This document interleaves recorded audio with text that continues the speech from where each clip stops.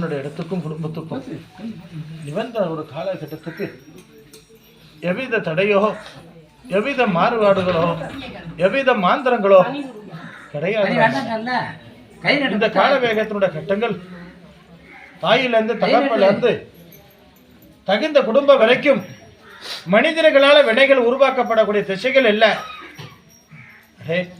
கொண்ட குலதெய்வத்தினோட அருள் சக்கரமும் தகுந்த காவலாக இருக்கக்கூடிய நிலைகளும் அதுக்கு நெருக்க 2 வம்சங்கள் உருவாக அதிகாரம் இருக்கடா.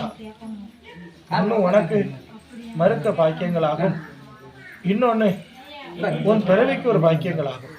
அதுக்கு மட்டும் ஒண்ணு மட்டும்தான் கட்டங்கள். சரியா? இவை சென்ம வேகத்தினுடைய தன்மைகளாக இருக்கிறதுனால மட்டும்தானே தவிர இவை மாயமும் அல்ல, மாந்திரமும் அல்ல, மனுஷ வினைகளும் அல்ல. இதுக்கு பரிகார ஜோசியங்களும் தேவையல்ல.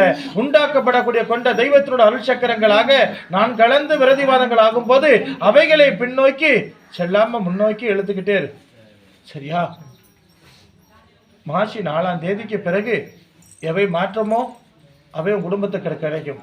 அது கடையில் உசுருக்கோ உடம்புக்கோ ஆபத்துக்கோ அதிகாரத்துக்கோ எவை சேதாரங்கள் வராது. எதை செயல்படுத்தாலும் அவசரப்படாம கவனமா செயல்படுத்து. அவைக்கு பின்னால அடுத்த மனிதரை நம்பியோ அவனோட வார்த்தைகளை நம்பியோ இறங்காத. தன்னம்பிக்கையோட முன்ன செல்லு. எவை தடுமாற்றம் இல்லாம என் காவல் உன் பக்கம் இருக்கும். சரியா?